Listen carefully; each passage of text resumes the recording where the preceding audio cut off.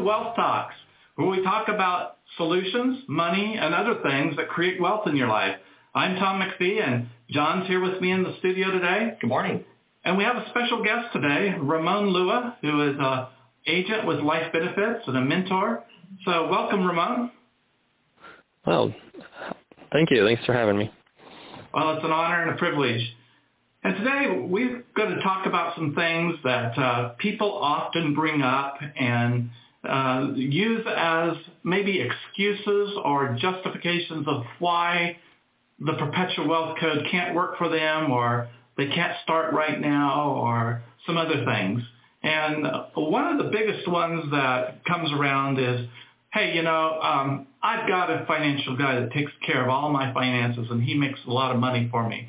So, Ramon, as you're out in the field working with people and that type of question comes up, how do you respond to them? What do you tell them? Tom, and I appreciate you asking that question, because that is one that comes up often. And, it'll be someone that's a family husband and a wife, and I have to say, the first time I heard it, I was stunned. I just thought, really, you go to work every day and you're trying to cover expenses, and you have some CDs and some savings, but you're telling me you're set. And so I was shocked, and my first reaction was, I had to hold back, and think, wow, where are they at, and what are they really saying here? And so my question usually is, what does set mean to them? What does this financial guy that's taking care of it, what does that really mean to them? Is this guy taking care of things for them because they maybe don't think that they can handle their own management or finances, or they don't want to question him, or they really haven't spent a lot of time with him to know what's going on? So my first reaction now is to find out what's set and what that guy, that financial person, who that is, and really what the relationship is there. And if I don't start there, I realize that it's just kind of a blank, invisible wall. Oh, that is so key, because, we tend to limit ourselves in life. We forget that we were here to create abundance and have abundance. And if someone has got a fixated idea of how much money they need, it just comes across to me real quickly that they've been misled, they have believed a lie, or they really don't value themselves as much as they could, because they put limitations on themselves of where they can go and how many people they can help in life. Yeah. Exactly. Yeah, so it's like a wealthy mindset versus a satisfied mindset. If you're completely satisfied, you shut off the doors to any further wealth coming into your life, and who knows the number of people that you'd be able to help if you had more money. Yeah, and we talk about that in Winning Your Financial Game, an attitude of self-satisfaction versus contentment. Mm-hmm. And we can be content wherever we're at, but we should never be satisfied because we haven't reached our full potential yet. That's right, yeah. So we always have to be cultivating wealthy thoughts and developing a wealthy mindset. It's extremely important. Yes, and of course we talk a lot about money on this show, but this goes way beyond money, doesn't it, Ramon? Absolutely. I was, as you were talking, I thought of Zig Ziglar and his flea training story, and how once you're set, you never really can surpass that mindset until you get out of that rut. Oh, wow. That is really, really such a good analogy of what happens, because those fleas, with the lid on the top, they just train themselves never to jump that high ever again. Exactly. Yeah, that's exactly what saying you're set puts into your mindset. It makes it hard for you to jump out. Yeah. When I used to be in chiropractic practice, people would come to me and they'd say, well, I'm on a fixed income. And there were two things that went into my mind, because I've never been on a fixed income in my life.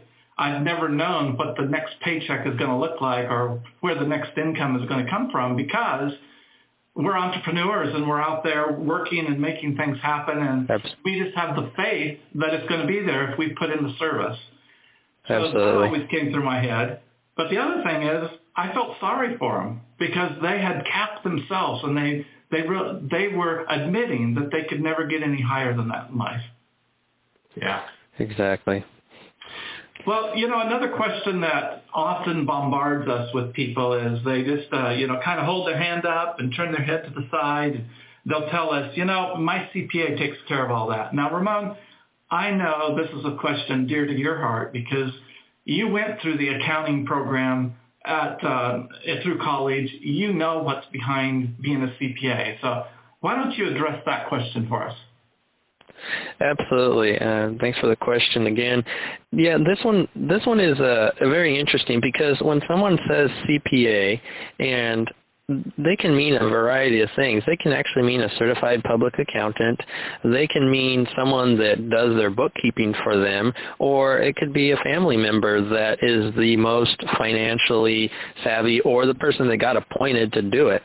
And yeah, sometimes it's just, you're it. You got the short end of the stick. And what's interesting is a certified public accountant is someone that understands the GAAP principles. And for those that are not familiar with accounting, there's a set of principles and rules and regulations that we follow, and we adhere to those. That's our code. And when someone is saying my CPA, well, a CPA is meant to know how things are supposed to be listed, how they're supposed to be put into one account and taken out of another account so that there's a paper trail, so that the IRS will look at it and go, okay, this is done according to the rules and regulations of how it's supposed to be listed. So it really doesn't address, and most CPAs don't necessarily have any background in finance, money, banking functions, or even business. Yes, they deal with small businesses or large businesses, and they may be aware of it because of their exposure to their job, but it doesn't necessarily mean that they themselves are financially free or secure. And often CPAs are making an hourly wage. They may have their own practice where they're filing, they may do your taxes as well, and so they're filing taxes, but it doesn't come hand in hand with understanding how to grow business and wealth. And so when someone says that they don't know anything about this stuff and that stuff that their CPA does, well, I would let my CPA handle that.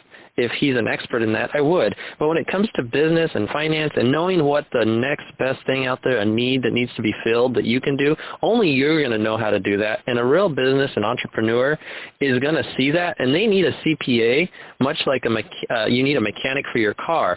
You're the driver. The mechanic keeps your car running really well, so you want an expert, but he doesn't necessarily know where you're going or how to drive better than you. And so that's an awesome analogy. I love that analogy. Yeah. Say it again. You need a mechanic for your car, but you're the driver. Absolutely, yes. You know where you're going. You know how to operate your car, especially if you're really in tune with it. And most people really know how all the little functions of their car work, and that's our life. That's our finances, and only we can really know that. Each other person is going to drive your car differently, and so only you can do that the way you like it done. And the mechanic is the CPA. So I give kudos because we need great mechanics that keep our car running well in top performance, and that's our bookkeeping. That's keeping track of stuff. But as far as growing and wealth, we need to look to people that are in business and entrepreneurs that are successful and people that really understand finance and money. So I give kudos to the CPA. Some of them are in this, but usually they don't do both at the same time. They do one or the other really well. Well, Ramon, there are so many pages to the Internal Revenue Code, too. And no CPA, regardless of how long they've practiced or how well they're read, knows every one of those codes, do they? No, they don't. Absolutely. And so it's our job as the driver of our own wealth to be investigating options and then bring that question to our CPA because they know where to go look it up and see if it's legal and see if it's going to get us in trouble with the IRS if we violate it, right? Absolutely, and I think we're consumers, just in this country as well. And I want to mention this in here is that we're consumers. Go out and shop for a good CPA, and then you have one. go shop some more. And if they're still the best deal, stay with them. And this is no offense to any CPA out there, or if it's your family member that's doing it, but really, if it's your if it's your finances and stuff involved, get the best person and then say, hey, I found this really good deal. Maybe that person doing your finances doesn't really want to be doing it anyway. They don't want to be, doing those bookkeeping, and they're happy to go on to the next person as well. Well, I can attest to that. I had a CPA that worked for me for 11 years, and we were good friends. And I brought an idea to him about the perpetual wealth code, and he says, I don't want anything to do with it. I said, well, please look it up and see if, the IRC allows me to do this. He said, I don't want it. And so I said, we have to cut our relationship here. And we went with someone else. And that CPA was very good up to a certain point. And then it was like, we kept asking him questions that he just couldn't get back to us with the answers that we needed on time. We made another switch, and the CPA we moved to the next time reviewed the past returns that we had, and we got a refund check of $9,000 from the IRS simply because of some of the things that I'd been suggesting hadn't been applied, which were totally illegal. So some CPAs are more comfortable doing some things. Some CPAs aren't. And we definitely need to shop around to find the one that fits our needs, not just because they're a friend of the family or a good guy or maybe even a family member. Right, and we want a CPA who, when we bring something up, isn't afraid to go and look for the answers, and they know where to find it. Absolutely. They're willing to put in the time. Absolutely. Yeah, and CPAs do have the ability to do that. Yes, they do. They have access to that information. That's what they went to school for. It's like going to a doctor and asking, well, what about this medicine, doc? And he goes, well, I've never heard of that, but he has the facilities and the resources to go look it up to see if it would work for your case. I think that's an excellent point, and I'm going to bring up winning your financial game and how that's, your game is what you're doing and what your game plays that you want to do. And so you really need the players that are willing to play on your team and really wanting to go. So it's coming back to your goals and really what does wealth mean to you and really where are you wanting to go, and then finding the people that are really going to make that really get you there. And what's your time frame? If you're going to wait for someone to catch up and get where you're at, that may not allow you to reach your goals or be successful at your game. Yes, that's absolutely right. And this is all about the game, guaranteed, available, manageable equity. And if we let someone else control that equity, we end up being hurt. And that leads right into the next question that we want to bring and address today. And John, we hear this one a lot, and I'm sure you hear it too, Ramon, and people will say, well, I'm so in debt right now that everything is going to XYZ, and once I get XYZ paid off, then I might be able to listen to what you're having to say. And John, you do a lot of blueprints for wealth. You're looking at a lot of people's debt all the time. Does that really make sense? Only for some debts. So what kind of debts? Right. There's two different types of debts when we're looking at it. There's preferred debt and there's non-preferred debt. Now, those are interesting terms, so define those for our listeners. So non-preferred debt are going to be like your credit cards with really high rates of interest, things that penalize you for using them heavily. Preferred debts are going to have lower interest rates and give you more flexibility and control. You're more in the driver's seat with the preferred debt. And a preferred debt often has with it the ability to deduct the interest on your tax return, doesn't it? Like a mortgage. So it's above the line on 1040. Yeah. Mm-hmm. So anyway, looking at the debts like this, we have to consider two things here. How important is it to get the bad debts, the high interest rates and the credit cards off their back versus starting to save? And can they do both at the same time? Yeah. We will always, whenever possible, we don't want to think either or. Do I have to pay off my debt and then save up for the future? Do I save up for the future and then pay off my debt? What about doing both at the same time? And, I will have to admit at this point that Dave Ramsey does a very good job of helping people get out of debt. And it's an either-or system. But it's an either-or system. Right. And if he would combine a both system, then he would have something for his clients after they get out of debt. Because, Ramon, if someone pays off all their debt, what do they have? They have empty pockets. And that's kind of like dead broke, right?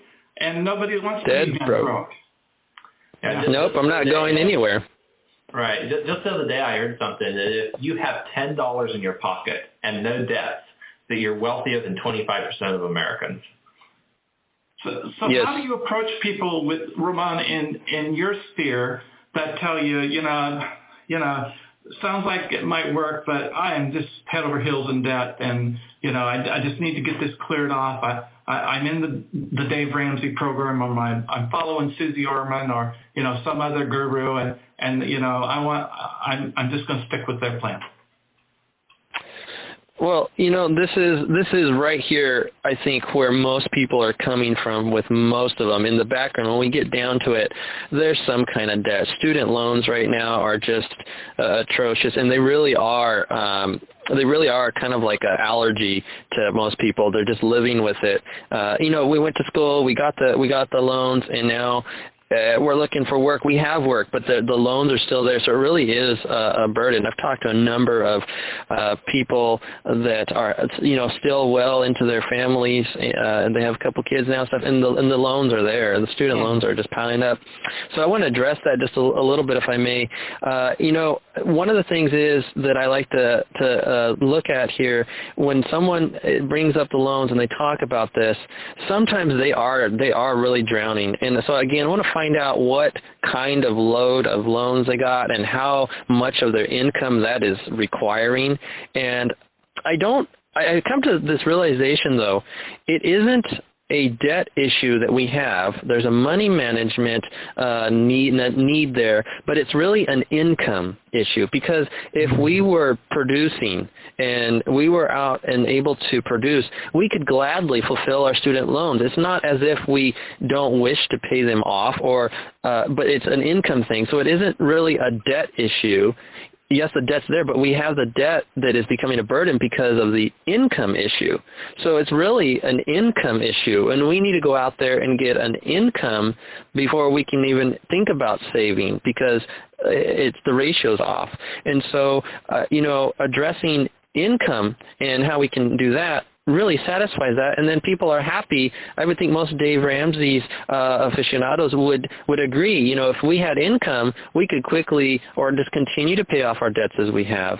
And I would like to add one other thing there. I've been addressing it this way. When I see someone saying, hey, I am in the Dave Ramsey's following here, and I want to get no debt. As far as, I don't want this to be a burden is what I hear them saying. I want to have some cash flow. I want to have something in my pocket so I can go buy a car cash. Well, guess what? Me too.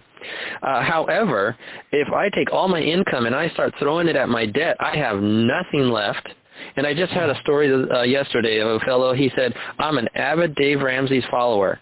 He says, but I got term insurance because I saw a husband pass away. His wife had never worked in her life because she was a stay-at-home mom. She did work, but she wasn't bringing in an income at a job. So not to discredit her there, but she had a very important role. But he said she had no workforce experience, and when he passed, they didn't have insurance, they didn't have anything, and they left him with the kids nothing. He said, I did not want to see that again.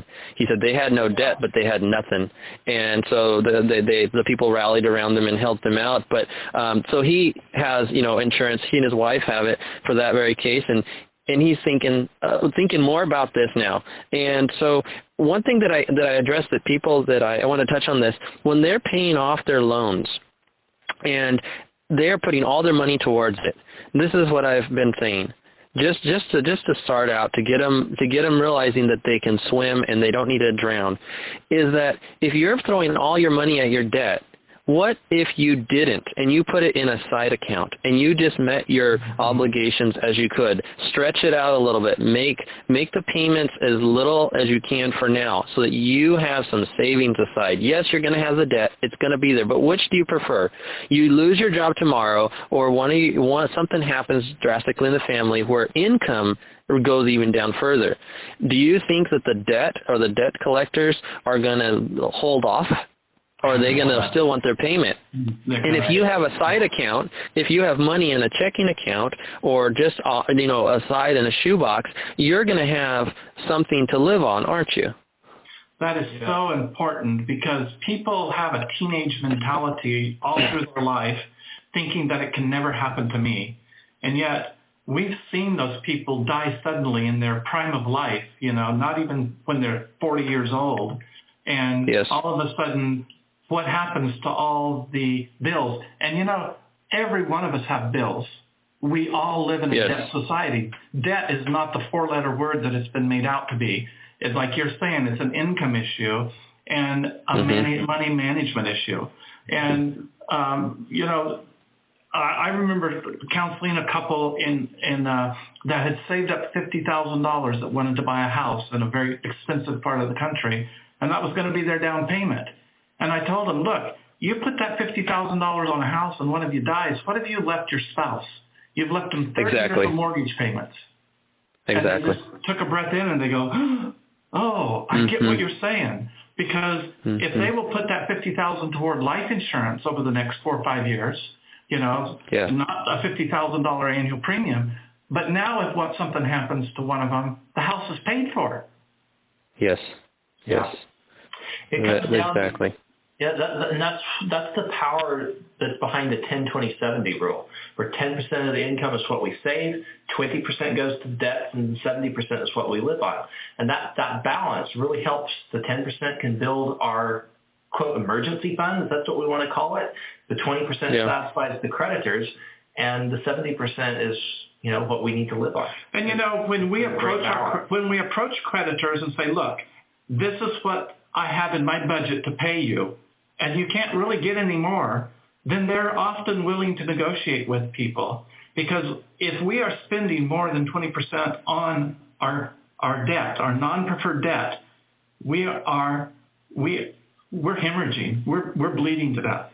And that equation has to be switched around so that you feel rewarded by being able to control and manage 70% of your money. And, of course, the 10% is just yours to keep.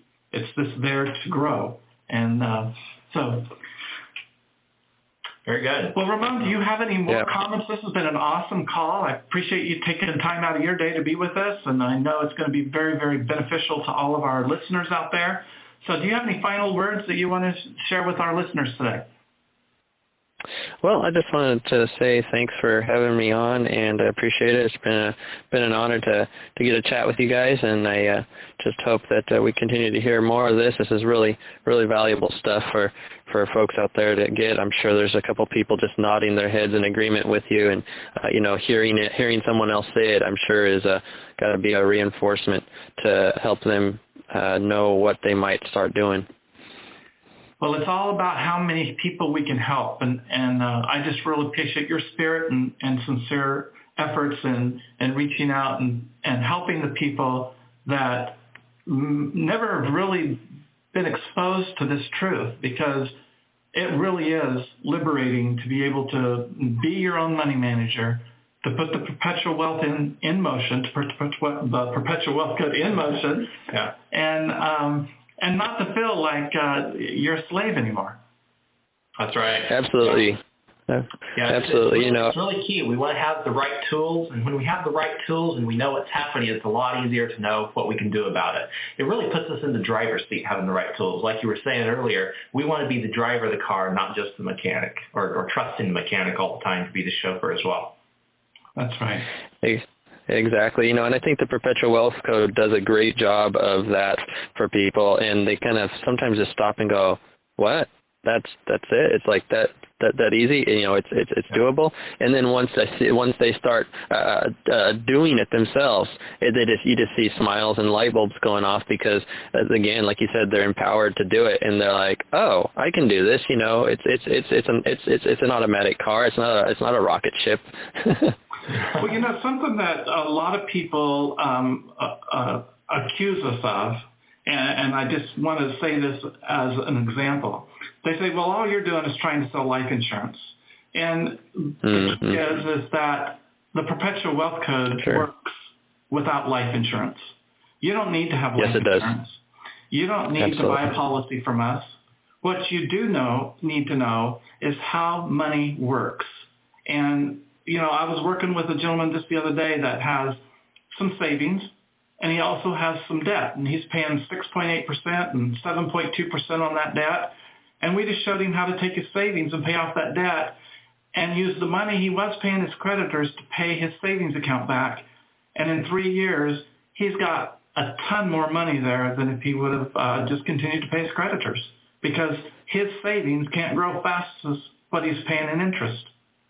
Mm-hmm. Absolutely. And I, as an agent, I'll say that in the field, often people will say that. They're like, oh, thanks, I have insurance, I'm covered. Well, guess what? If you have insurance and a policy, let's look at that, because I'm willing to look over that with you. And it's like, I'll take the car again. It's like, let's see how we get the best fuel efficiency out of your car that you have already. Let's save you some money. Let's make you some money if you can while you're driving down the road and your car's producing you extra income. Let's do it. That's going to benefit me because it's benefiting you, which benefits society. So that's what we're in this for, is a wealth creation. And life insurance is a great vehicle. It's one of the best ones that we found for it, and so we use that. But if you don't have a policy, we can work with you. And that's the thing, is to see where you're at and see where you want to go, and then help you get there. That's where the mentorship comes in, and I really, really wanted to point that out. Yeah. Well, again, Ramon, thank you so much, and our time is up. We'll have to have you back on in the future sometime if we can twist your ear and arm and get you here. And in the meantime, I just want to thank all of our listeners for being with us today, and welcome to the show, and we hope to see you back at the next Wealth Talks, where we talk about solutions, money, and other things that create wealth in your life. Have a great day. Yep. Bye-bye. Take care. Bye-bye.